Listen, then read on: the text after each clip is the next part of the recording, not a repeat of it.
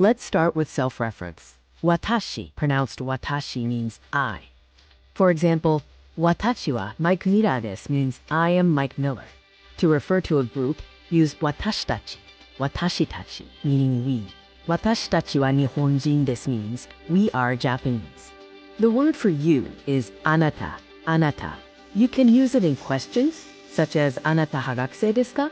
Are you a student?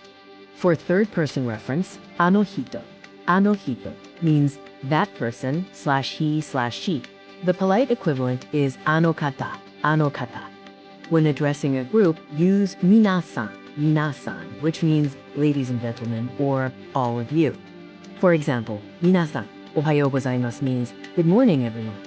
San is a title of respect added to a name, meaning Mr. or Miss. For example, Mike Mira-san means Mr. Mike Miller. Sensei means teacher, and is used to refer to someone else's job.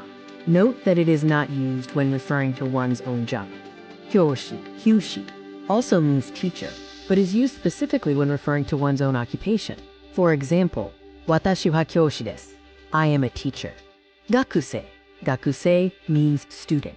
Mira-san wa gakusei desu. Ka means, are you a student? For company employee, use kaishain. Mr. Miller is a company employee, can be translated as Mira-san ha kaishain desu.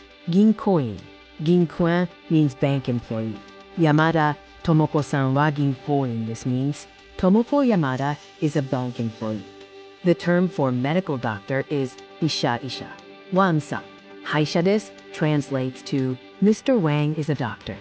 Kenkyusha means researcher or scholar. You can ask ano kata